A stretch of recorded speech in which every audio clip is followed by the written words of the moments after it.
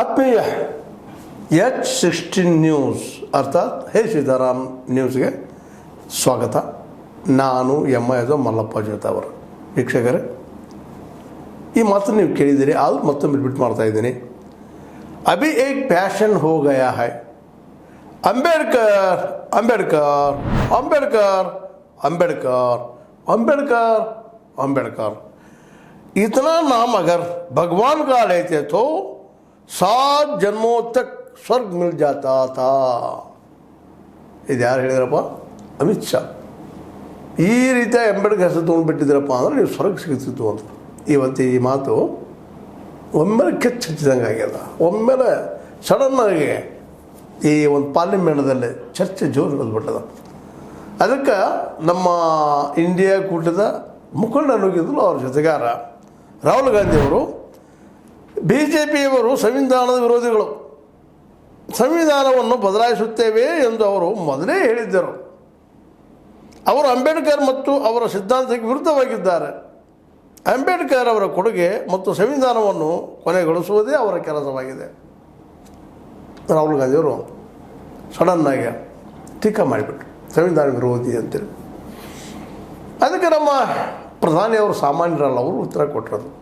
ಯಾರು ಸಂವಿಧಾನ ವಿರೋಧಿ ಅಂತ ಹೇಳ್ತಾ ಇದ್ದೀರಿ ಅಂತೇಳಿ ವಂಶ ಪಾರಂಪರ್ಯ ನೇತೃತ್ವದ ಒಂದು ಪಕ್ಷವು ಅಂಬೇಡ್ಕರ್ ಅವರ ಪರಂಪರೆ ಅಳಿಸಿ ಹಾಕಲು ಹಾಗೂ ಪರಿಶಿಷ್ಟ ಜಾತಿ ಪರಿಶಿಷ್ಟ ಪಂಗಡ ಸಮುದಾಯಗಳನ್ನು ಅವಮಾನಗೊಳಿಸಲು ಹೇಗೆ ಕೊಳಕು ತಂತ್ರ ನಡೆಸಿದೆ ಎಂಬುದನ್ನು ದೇಶದ ಜನ ನೋಡಿದ್ದಾರೆ. ಅಂಬೇಡ್ಕರ್ ಅವರನ್ನು ಅವಮಾನಿಸಿದ ಮತ್ತು SC/ST ಸಮುದಾಯಗಳನ್ನು ಕಡೆಗಣಿಸಿದ ಕಾಂಗ್ರೆಸ್ನ ಕರಾಳ ಇತಿಹಾಸವನ್ನು ಶಾ ಅವರು ರಾಜ್ಯಸಭೆಯಲ್ಲಿ ಬಿಚ್ಚಿಟ್ಟಿದ್ದಾರೆ. ಅವರು ಪ್ರಸ್ತುತಪಡಿಸಿದ ಸತ್ಯಗಳಿಂದ ಆ ಪಕ್ಷವು ದಿಗ್ಭ್ರಮೆಗೊಂಡಿದೆ. ಅಂಬೇಡ್ಕರ್ ಅವರನ್ನು ಕಾಂಗ್ರೆಸ್ 2 ಬಾರಿ ಸೋಲಿಸಿತು. ಅಂಬೇಡ್ಕರ್ ವಿರುದ್ಧ ನೆಹರು ಕೂಡ ಪ್ರಚಾರ ಮಾಡಿದರು. ಅವರಿಗೆ ಭಾರತ ರತ್ನ ನೀಡಲಿಲ್ಲ. ಕಾಂಗ್ರೆಸ್ನ ಇವು ಟೀಕಾ ಮಾಡಿದರು. ರಾಹುಲ್ ಗಾಂಧಿಯವರು ಸಹಜವರು ಅಂತ ಶಾನವರು ಟೀಕಾ ಮಾಡಿದರು. ಇವ್ರ ಮಧ್ಯದಲ್ಲಿ ಎಲ್ಲೋ ಒಂದು ಸತ್ಯ ಇಲ್ಲ ಅಂತಲ್ಲ. ಅದು ನಿಜವಾಗಿಯೂ ಯಾರು ಹೆಚ್ಚು ಅಂಬೇಡ್ಕರ್ ಅವರ ವಿಚಾರಕ್ಕೆ ಸಮೀಪಿದ್ದಾರೆ, ಅದು ಅಂಬೇಡ್ಕರ್ ಅವರನ್ನು ಅಥವಾ ಸಂವಿಧಾನವನ್ನು ಹೌದು ತುರ್ತು ಪರಿಸ್ಥಿತಿಯಲ್ಲೇ ಸಂವಿಧಾನವನ್ನು ಬದಲಾಯಿಸುವ ಪ್ರಯತ್ನವೋ ಅಥವಾ ಸರ್ವಾಧಿಕಾರ ಆಗೋ ಪ್ರಯತ್ನವೋ ಇಂದಿರಾ ಗಾಂಧಿ ಅವರು ಮಾಡಿದರು. ಅದರಲ್ಲಂತೂ ಯಾವುದೇ ಮುಚ್ಚುಮರೆ ಇಲ್ಲ. ಆದರೆ ಇತಿಹಾಸವನ್ನು ಗಮನಿಸ್ಕೊಂಡು ಬಂದಾಗ ಹೌದು ಅಮೆಂಡ್ಮೆಂಟ್ಸ್ ಆಗಿದ್ದಾವೆ ಇಲ್ಲ ಅಂತಲ್ಲ. ಆದರೆ ಅಮೆಂಡ್ಮೆಂಟ್ಸ್ಗಳು ಯಾವ ರೀತಿ ಆಗಿದ್ದಾವೆ, ಏನಾಗಿದ್ದಾವೆ, ಮೂಲ ಸಂವಿಧಾನಕ್ಕೆ ಪೆಟ್ಟು ಕೊಟ್ಟಿದ್ದು ಅದೊಂದು ತುರ್ತು ಪರಿಸ್ಥಿತಿ. ಇನ್ನುಳಿದ ಸಂದರ್ಭದಲ್ಲ ಈ ಸಂಸದೀಯ ವ್ಯವಸ್ಥೆಯನ್ನು ಪರ್ಫೆಕ್ಟಾಗಿ ಇಲ್ಲಿವರೆಗೆ ತಂದಿದ್ದೇನಪ್ಪ ಅಂತಂದ್ರೆ ಅದು ಕಾಂಗ್ರೆಸ್ ಪಕ್ಷ. ಆದಷ್ಟು ಸಮೀಪ. ಆದರೆ ಇದರ ವಿರೋಧವಾಗಿ ನೀವು ಈಗಾಗಲೇ ನೋಡಿದ್ದೀರಿ, ಸಂವಿಧಾನವನ್ನು ಸ್ವತಃ ಇವತ್ತಿನ ಸಂಘ ಪರಿವಾರದ ಅಥವಾ ವಿಶ್ವ ಹಿಂದೂ ಪರಿಷತ್ ಆಗಿರ್ಬೋದು ಅಥವಾ ಹಿಂದೂ ಇದಾಗಿರ್ಬೋದು, ಹಿಂದೂ ಮಹಾಸಭಾ ಆಗಿರ್ಬೋದು, RSS ಆಗಿರ್ಬೋದು, ಇವರು ಯಾರೂ ಸಂವಿಧಾನವನ್ನು ಮೂಲತಃ ಒಪ್ಕೊಂಡವರೇ ಅಲ್ಲ. ಈಗಾದರೂ ಸಹ ನೀವು ನೋಡಿದ್ದೀರಿ, ಹಿಂದಿನ ಈ 10 ವರ್ಷಗಳ ಆಡಳಿತದಲ್ಲಿ ಸಾಕಷ್ಟು ಸಲ ಸಂವಿಧಾನ ಬದಲು ಮಾಡೋದದ. ಅದೇ ಕಾಲಕ್ಕೆ ಅನೇಕ ಅಲ್ಲಿಯ ಈ ಎಲ್ಲ ಸಂಘ ಪರಿವಾರಿಯ ಲೀಡರ್ಗಳು ಮಾತಾಡಿದ್ದದ. ಅದಕ್ಕೆ ಚಾರ್ ಸೋ ಪಾರ್ ಅಂತ ಕೇಳಿದ್ದು ಅದ, ಇದನ್ನು ಬದಲಾಯಿಸೋಣಪ್ಪ ಅನ್ನುವಂಥದ್ದು ದೃಷ್ಟಿಕೋನದಿಂದ. ಆದರೆ ಭಾರತೀಯರ ಜಾಗೃತ ಮನಸ್ಸಿನಿಂದಾಗೆ ಅದಾಗಲಿಲ್ಲ, ಉಳಿತು. ಯಾಕಪ್ಪ ಅಂತಂದ್ರೆ ಹಿಂದೂ ಎಲ್ಲ ಒಂದು ಅನ್ನುವಂಥದ್ದು ಜಾತಿಯನ್ನು ಪ್ರಾಕ್ಟೀಸ್ ಮಾಡುವಂಥದ್ದು ಇದು ನಾವು ನೋಡ್ತಾ ಇದ್ದೀವಿ. ಇವತ್ತು ಯಾರು ಹೆಚ್ಚು ಮಾಡ್ತಾರೆ, ಯಾರು ಕಡಿಮೆ ಮಾಡ್ತಾರೆ ಅನ್ನೋಕ್ಕಿಂತಲೂ ಇವತ್ತು ಮತ್ತು ಮನುಸ್ಮೃತಿಯನ್ನು ವೀರ ಸಾವರ್ಕರ್ ಒಪ್ಕೊಂಡಂಥದ್ದು, ಸಂವಿಧಾನ ಪೂರ್ತಿಯಾಗಿ ವಿರೋಧ ಮಾಡಿದವರು. ವೀರ ಸಾವರ್ಕರ ಬೆಂಬಲಿಗರು ನಮ್ಮ ಮೋದಿಯವರು, ಶಾರವರು, ಜೊತೆಗೆ ಇನ್ನುಳಿದ RSSದ ಒಂದು ಚೌಕಟ್ಟಲ್ಲಿ ಬೆಳೆದು ಬಂದವರು ಪ್ರಚಾರಕರು. ಇವರು ಹೆಚ್ಚು ನಂಬಲಾರರು. ಹೌದು ಕಾಂಗ್ರೆಸ್ನ ತಪ್ಪಾಗಿರ್ಬೋದು, ಇಲ್ಲಂತಲ್ಲ, ಆಗಿದ್ದಾವ. ಅವ್ರಿಗೆ ಮಿನಿಸ್ಟರ್ ಮಾಡಿದ್ದೀನಿ ಸುಳ್ಳಲ್ಲ, ಕಾನೂನು ಮಿನಿಸ್ಟರ್ ಮಾಡಿ ಸಂವಿಧಾನ ಬರಲಿಕ್ಕೆ ಅವಕಾಶ ಮಾಡಿಕೊಟ್ಟಿದ್ದೀನಿ ಸುಳ್ಳಲ್ಲ, ಅದು ಕಾಂಗ್ರೆಸ್ಸಿನ. ಒಂದು ವೇಳೆ ಕಾಂಗ್ರೆಸ್ ಆ ಸಾಹಸ ಮಾಡೋದು ಹೋಗಿದ್ರೆ ಇವತ್ತು ಈ ಸಂವಿಧಾನ ಇರ್ತಿರಲಿಲ್ಲ. ಈ ಸಂವಿಧಾನ ಇಲ್ಲದೆ ಹೋಗಿದ್ರೆ ಇವತ್ತು OBC ಆಗಲಿ, SC ಆಗಲಿ, ST ಆಗಲಿ, ಈಗೇನು ನಾವು ಜಾತಿ ಆಧಾರದ ಮೇಲೆ ಮಾಡಿದ್ವಿ ಅದು ತಪ್ಪೋ ಸರಿ ನಂತರ ಚರ್ಚೆ. ಆದರೆ ಇವರು ಯಾರೂ ಅಧಿಕಾರಕ್ಕೆ ಬರಲಿಕ್ಕೆ ಸಾಧ್ಯ ಇರ್ತಿರಲಿಲ್ಲ. ಇವತ್ತು ಮೋದಿ ಅವರು ಸಹ ಈ ದೇಶದ ಪ್ರಧಾನಿ ಆಗುವ ಸಾಧ್ಯತೆಗಳು ಭಾಳ ಕಡಿಮೆ ಇದ್ದವು ಅಂತ, ಅದರಲ್ಲಿ ಎರಡು ಮಾತಿಲ್ಲ. ಅದೇ ಕಾಲಕ್ಕೆ ಸ್ಟಾರ್ ಅವರು ಸಹಿತ ಎಲ್ಲೋ ಒಂದು ವ್ಯಾಪಾರ ಮಾಡ್ತಾ ಎಲ್ಲೋ ಒಂದು ಯಾವುದೋ ಮೂಲೆಯಲ್ಲಿ ಇರುವಂಥ ಪ್ರಸಂಗ ಇತ್ತಿಲ್ಲ. ಯಾಕಂದ್ರೆ ಇಲ್ಲೇ ಮನುಸ್ಮೃತಿ ಏನು ಹೇಳ್ತದಪ್ಪ ಅಂದ್ರೆ ಕೇವಲ ಬ್ರಾಹ್ಮಣ್ಯ ಅವ್ರು ಮಾತ್ರ, ಬ್ರಾಹ್ಮಣರು ಮಾತ್ರ ಆಡುವಂಥ ಮಾತನ್ನು ಹೇಳ್ತಾ ಹೋಗಿದ್ರೆ, ಬ್ರಾಹ್ಮಣ ತಲೆ, ಕ್ಷತ್ರಿಯ ಭುಜ, ವೈಶ್ಯ ಹೊಟ್ಟೆ, ಶೂದ್ರ ಪಾದ, ಅದ್ರ ಕೆಳಗಿದ್ದೆಲ್ಲ ಅಸ್ಪೃಶ್ಯರು. ಈ ವ್ಯವಸ್ಥೆಯನ್ನು ಇಟ್ಕೊಂಡು ಹೋಗೋದಕ್ಕೆ ಬದ್ಧಾಗಿದ್ದಂಥ ಒಂದು ಸಂಘಟನೆ ಕಾಲಾಂತರದಲ್ಲೇ. ಇದರಿಂದ ನಾವು ಅಧಿಕಾರ ಹೇಳಲಿಕ್ಕೆ ಸಾಧ್ಯ ಇಲ್ಲ. ಯೋಗ್ಯತೆ, ಮೆರಿಟ್ ಅಂತ ಹೇಳ್ತಾ ಹೋದ್ರೆ ನಾವು ಎಂದೂ ಅಧಿಕಾರಕ್ಕೆ ಮುಟ್ಟುವುದಿಲ್ಲ ಅನ್ನೋದು ಯಾವ ಮನವರಿಕೆ ಆಯಿತೋ ಆಗ ಸಂವಿಧಾನ ಬಗ್ಗೆ ಅನಿವಾರ್ಯವಾಗಿ ಅವ್ರು ಒಪ್ಪಿಕೊಳ್ಳುವಂಥ ಪ್ರಸಂಗ, OBC ಒಪ್ಪಿಕೊಳ್ಳೋ ಪ್ರಸಂಗ, SC STಗಳು ಸಹ ಒಪ್ಪಿಕೊಳ್ಳುವಂಥ ಪ್ರಸಂಗ ಇವತ್ತು ಬಂದು ನಿಂತದ. ಇದಕ್ಕೆಲ್ಲ ಕಾರಣ ಏನಪ್ಪ ಅಂತಂದ್ರೆ ಸಂವಿಧಾನ. ಈ ಸಂವಿಧಾನ ಬದಲಾವಣೆಗಾಗಿ ಸಾಕಷ್ಟು ಪ್ರಯತ್ನ ಮಾಡಿದ್ರು, ಅದು ಸಾಧ್ಯ ಇಲ್ಲ ಅಂತ ಈ ಮನವರಿಕೆ ಆಗ್ಯದ. ಅದನ್ನು ಮಾಡಲಿಕ್ಕೆ ಹೋದ್ರೆ ಅಧಿಕಾರ ನಿಶ್ಚಿತವಾಗಿ ಹೋಗ್ತದೆ ಅನ್ನೋದು ಗ್ಯಾರಂಟಿ ಆಗ್ಯದ. ಯಾಕಂದ್ರೆ ಆಲ್ರೆಡಿ ಮತ್ತು ಅದು ಒಂದಿನ ಮನಸ್ಸಿದ್ರೆ, ಇವತ್ತಿಗೂ ಮನಸ್ಸಿದ್ರೆ ಮೋದಿಯವ್ರು ಮನಸ್ಸು ಮಾಡಿದ್ದಾರೆ, ನಾಳೆ ಇವತ್ತಿಂದ ಇವತ್ತಿನ ಜನಸಂಖ್ಯೆ ಅದು ಜಾತಿ ಗಣತಿ ಮಾಡಿಸ್ಲಿಕ್ಕೆ ಸಾಧ್ಯ ಅದ. ಅದನ್ನ ಯಾಕೆ ಮಾಡಿಸ್ತಾ ಇಲ್ಲ? ಯಾಕಪ್ಪ ಅಂದ್ರೆ ನಿಜವಾಗಿಯೂ ಇವರು ಸಂವಿಧಾನ ಪ್ರಿಯರು ಇದ್ದಿದ್ರಪ್ಪ ಅಂದ್ರೆ, ಜೊತೆಗೆ ರಿಸರ್ವೇಷನ್ ಪ್ರಿಯರು ಇದ್ದಿರಪ್ಪ ಅಂತಂದ್ರೆ ಇವತ್ತಿನವರೆಗೂ ಯಾಕೆ ಮಾಡ್ತಾರೆ? ಈಗ ಅಧಿಕಾರದಲ್ಲಿದ್ದಾರೆ, ಯಾವಾಗ ಮಾಡೋರು? ಅದಕ್ಕೇನು ಪ್ರಶ್ನೆ ಇಲ್ಲ. ಸಾಕಷ್ಟು ದುಡ್ಡನ್ನು ರಿಟರ್ನ್ ಅಪ್ ಮಾಡ್ತಾರೆ ಕಾರ್ಪೊರೇಟ್ಗಳಿಗೆ, ಮತ್ತೇನೋ ಮಾಡ್ತಾರೆ ಇವರು ಆಡೋದಲ್ಲೇ. ಅದೊಂದು ದೊಡ್ಡ ಇತಿಹಾಸ, ದೊಡ್ಡ ಒಂದು ಆರ್ಥಿಕವಾದ ಅಪರಾಧಗಳು ಸಾಕಷ್ಟು ಇದ್ದಾವೆ. ಅದನ್ನು ಮಾಡುವಂಥ ನಮ್ಮ ಮೋದಿಜಿಯವರಿಗೆ ಈ ಜಾತಿ ಆಧಾರಿತ ಜನಗಣತಿಯನ್ನು ಮಾಡಿಸ್ಲಿಕ್ಕೆ ಇವತ್ತು ಆರ್ಡರ್ ಯಾಕೆ ಮಾಡ್ತಾ ಇಲ್ಲ? ನಿಜವಾಗಿಯೂ ಸಂವಿಧಾನದ ಅವ್ರ ಪ್ರಿಯರಿದ್ದರೆ ಇದನ್ನು ಮೊದಲು ಮಾಡಿಸುವಂಥದ್ದು. ಜೊತೆಗೆ ಜಾತಿಯ ಕಾಲಮನ್ನು ಕಿತ್ತಾಕಿ ಎಲ್ಲ ಮಕ್ಕಳಿಗೇನೋ ಸಮಾನವಾಗಿ ಶಿಕ್ಷಣ ಸಿಗುವಂಗೆ ಫ್ರೀ ಎಜುಕೇಷನ್ನ ಮತ್ತು ಫ್ರೀ ಮೆಡಿಸನ್ ಯಾಕೆ ಮಾಡಲಿಕ್ಕೆ ಸಾಧ್ಯ ಆಗ್ತಾ ಇಲ್ಲ?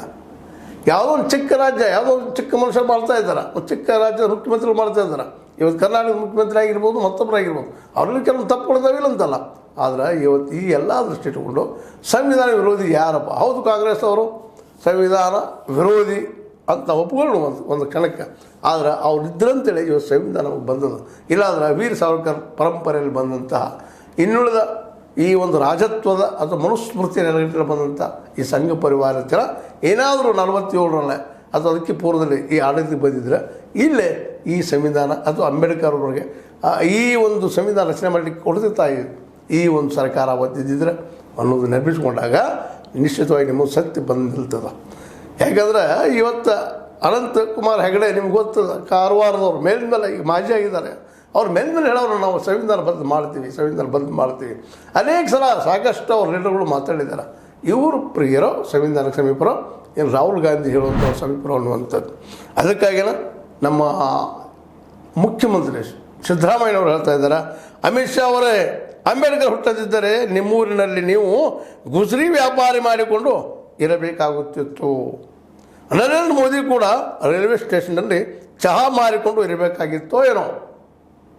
ಇದು ಸಂವಿಧಾನದ ಪ್ರತಿಫಲ. ಇವತ್ತು ನೀವೇನಾದರೂ ಅಧಿಕಾರಕ್ಕೆ ಬಂದಿದ್ದೀರ, ಅದಕ್ಕೆ ಇವತ್ತು ನೀವು ಗೌರವಿಸ್ತಾ ಇದ್ದೀರಿ ಇಲ್ಲಂತಲ್ಲ, ಅದೇ ಕಾಲ ಒಪ್ಕೊಳ್ಳುತ್ತಾ ಇದ್ದೀರಿ ಅದು ಅಂತಲ್ಲ. ಯಾಕಂದ್ರೆ 2024 ಲೋಕಸಭಾ ಚುನಾವಣೆ ನಿಮಗೆ ಎಚ್ಚರಿಕೆ ಕೊಟ್ಟದ. ನೀವು ಆಡಳಿತದಲ್ಲಿ ಇದ್ದಿರ್ಬೋದು, ಇಲ್ಲಂತಲ್ಲ, ಮುಂದುವರಿಸ್ತಾ ಇದ್ದಿರ್ಬೋದು, ಅದು ಏನಿಲ್ಲಂತಲ್ಲ. ಆದರೆ ಜನ ಮಾತ್ರ ಎಚ್ಚರಿಕೆ ಕೊಟ್ಟಿದ್ದಾರೆ, ಸಂವಿಧಾನಕ್ಕೆ ಮುಟ್ಟಿ ಇಟ್ಟಿಲ್ಲ ನೀವು ಅಂತೇಳಿ. ಇದು ಎಚ್ಚರಿಕೆ ಕರೆಗಂಟೆ. ಮತ್ತು ಈಗ ನೀವು ಮಾಡಬೇಕಾದ ನಿಜವಾಗಿಯೂ ಸಂವಿಧಾನ ಪ್ರಿಯರಿದ್ದಿದ್ರೆ ನೀವು ಮೊದಲು ಮಾಡಬೇಕಾಗಿದ್ದ ಕೆಲಸ ಜನಗಣತಿ, ಜಾತಿ ಗಣತಿ ಆಗಬೇಕಾಗಿದ್ದು. ಎರಡನೇದಾಗಿ ಅದ್ರ ಜೊತೆಗೆ ಏನಪ್ಪ ಅಂತಂದ್ರೆ ಯಾರಿಗೆ ಎಷ್ಟೆಷ್ಟು ಪ್ರಮಾಣದಲ್ಲಿ ಆ ಪ್ರಮಾಣದ ರಿಸರ್ವೇಷನ್ ಕೊಡುವಂಥ ಕೆಲಸ ಆಗಬೇಕಾಗಿದೆ. ಅದು ಮಾಡಲಿಕ್ಕೆ ಸಾಧ್ಯ ಇಲ್ಲ ನಿಮಗೆ. ಅಟ್ಲೀಸ್ಟ್ ಇವತ್ತು ರಾಹುಲ್ ಗಾಂಧಿ ಅವರು ಮಾತಾಡ್ತಾ ಇದ್ದಾರೆ, ನಾವು ನಿಶ್ಚಿತವಾಗಿ ಅಧಿಕಾರ ಬಂದರೆ ಮಾಡೇ ಮಾಡ್ತೀವಿ, 50% ಹೆಚ್ಚು ನಾವು ರಿಸರ್ವೇಷನ್ ಮಾಡ್ತೀವಿ ಅನ್ನುವಂಥ ಮಾತಾಡ್ತಾ ಇದ್ದಾರೆ. ಆ ದಿಟ್ಟತನ ನಿಮ್ಮಲ್ಲಿ ಇದ್ದಾನೆ ಇದ್ರೆ ಮಾಡಿರಿ. ಈಗ ನಿಜವಾಗಿ ಸಂವಿಧಾನ ಪ್ರಿಯರಿದ್ದರೆ ನೀವು, ಸಂವಿಧಾನ ಶ್ರೇಷ್ಠ ಅನ್ನೋಂಥ ಅಭಿಪ್ರಾಯ ಇದ್ದರೆ ನೀವು ಮಾಡಿರಿ, ಇದನ್ನು ನಿಮ್ಗೆ ಸಾಧ್ಯನಾ? ಅದಕ್ಕಾಗಿ ಇವತ್ತು ನಾವು ಜನನೂ ವಿಚಾರ ಮಾಡಬೇಕಾಗಿದೆ. ಯಾರು ನಿಜವಾಗಿಯೂ ಸಂವಿಧಾನ ಪ್ರಿಯರು, ಸಂವಿಧಾನ ಉಳಿಸ್ಬೇಕಂತ ಬಯಸೋರು ಯಾರು, ಅದು ಹೋಗ್ಬೇಕಂತ ಬಯಸೋರು ಯಾರು ಈಗ ಕಣ್ಣು ಮುಂದದ. ಆ ದಿಶೆಯಲ್ಲೇ ಇವತ್ತು ನಾವು ಅಮಿತ್ ಶಾ ಹೇಳಿಕೆಯನ್ನು ಒಂದು ಭಯದಿಂದ ಆಸಕ್ತಿಯಿಂದ ನೋಡಬೇಕಾಗಿದೆ. ಅಂಬೇಡ್ಕರ್ ಅವರು ಸ್ವರ್ಗ ನರಕಗಳನ್ನು ಮೀರಿ ಬೆಳೆದಂಥವ್ರು ಅವರು. ಅವ್ರಿಗೇನು ಅಂಬೇಡ್ಕರ್ ಹೆಸರು ಹೇಳಿದಾರೆ, ಸ್ವರ್ಗ ಸಿಗುವುದಿಲ್ಲ ಅನ್ನೋರಂಗೆ ಮಾತಾಡಿದಿರಿ. ಹಾಂ, ಕೊನೆಗೇನು ಹೇಳ್ತಾ ಇದ್ದೀರಿ? ಇದನ್ನೇ ಕೆಲಸ ನೀವು ಮಾಡಿದ್ರಪ್ಪ ಅಂದ್ರೆ 7 ಜನರ ಸ್ವರ್ಗದಾಗ ಇರ್ತಿದ್ರಿ ಅಂತ ಮಾತಾಡ್ತೀರಿ. ಆ ಕಲ್ಪನೆ ರಿಜೆಕ್ಟ್ ಮಾಡಿದಂಥವ್ರು ಅವರು, ವಾಸ್ತವ ಬದುಕಿನ ಜೊತೆಗೆ ಇದ್ದಂಥವ್ರು. ಈ ಕಲ್ಪನೆ ತೋರಿಸಿ ಇಡೀ ದೇಶವನ್ನು ಆಳಿದವ್ರು ನೀವೆಲ್ಲ, ನಿಮ್ಮ ಹಿಂದಿನವರು ಇವತ್ತಿಗೂ ಸಹಿತ ಆಳ್ತಾ ಇದ್ದೀರಿ. ಅದಕ್ಕಾಗಿ ಈ ಸಂದರ್ಭದಲ್ಲಿ ಶಾರ್ ಅವ್ರ ಹೇಳಿಕೆ ಏನಪ್ಪ ಅಂತಂದ್ರೆ ಒಂದು ವ್ಯಂಗ್ಯವಾಕ್ಯ ಅಂತದ ವಿನಃ ಅದು ಅದರಲ್ಲೇ ಏನಂತಹ ಅವ್ರು ಹೇಳಿದ್ರಲ್ಲೇ ಏನೂ ತಪ್ಪಿಲ್ಲ. ಯಾಕಪ್ಪ ಅಂತಂದ್ರೆ ಅವ್ರ ಸಿದ್ಧಾಂತ ಆ ರೀತಿ ಹೇಳ್ತದೆ. ಅದಕ್ಕೆ ಮೋದಿ ಅವರೇನೋ ಸಪೋರ್ಟ್ ಮಾಡ್ಕೊಂಡಿರ್ಬೋದು, ಒಂದಿಷ್ಟು ಟೀಕಾ ಮಾಡಿರ್ಬೋದು, ಅವು ಆಗಿರ್ಬೇಕು, ಇತಿಹಾಸ ತಪ್ಪಾಗಿದ್ದಾವೆ ಇಲ್ಲ ಅಂತಲ್ಲ. ಆದರೆ ಯಾವ ಕಾರಣಕ್ಕೆ ಅದು ಏನು ಅಲ್ಲಿ ಅಭ್ಯಾಸ ಮಾಡಬೇಕಾಗಿದೆ. ಇವತ್ತು ನಾವು ಆ ನೆಲೆಗಟ್ಟೆಯಲ್ಲಿ ಮಾತಾಡಿದ ಇನ್ನೂ ಬೆಲೆ ಬರ್ತದೆ.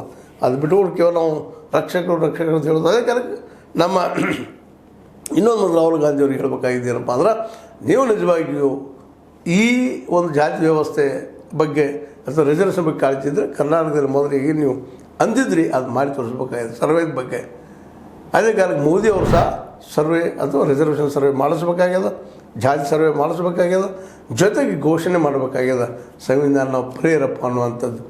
ಅಂದ್ರೆ ಯಾವ ರೀತಿಯಾಗಿ ತೋರಿಸ್ಬೇಕಾಗಿದ್ದಿಲ್ಲ ಅದು. ಅದೆಲ್ಲ ಬಿಟ್ಕೊಂಡು ನಾವು ಒಬ್ಬರಿಗೊಬ್ಬರು ಕೆಸರು ಎರಚಾಡ್ತಾ ಹೋಗಿ ಇದನ್ನು ದೊಡ್ಡ ಇಶ್ಯೂ ಮಾಡೋದು ಏನೂ ಲಾಭ ಇಲ್ಲ. ಬಟ್ ಶಾರ್ ಅವರು ಮಾತ್ರ ಮಾತಾಡಿದ್ದು ಅದು ವ್ಯಂಗ್ಯ ಮತ್ತು ಅಂಬೇಡ್ಕರ್ ಅವರಿಗೆ ಅಪಮಾನ ಅನ್ನೋದ್ರಲ್ಲಿ ಎರಡು ಮಾತಿಲ್ಲ. ಅದರ ಮಾತಾಡಿದ್ದಾರೆ, ಮಾತಾಡಲಿ. ಆದರೆ ಆ ಸಂವಿಧಾನ ಇವತ್ತು ಅಮಿತ್ ಶಾ ಅವರಿಗೆ ಮತ್ತು ನಮ್ಮ ಮೋದಿ ಅವರಿಗೆ ಈ ದೇಶದ ಪ್ರಧಾನಿ ಆಗೋದಕ್ಕೆ, ಗೃಹ ಮಂತ್ರಿ ಆಗೋದಕ್ಕೆ ಕಾರಣೀಭೂತ ಅನ್ನೋದನ್ನು ಅವ್ರು ಎಂದೂ ಮರಿಬಾರ್ದು.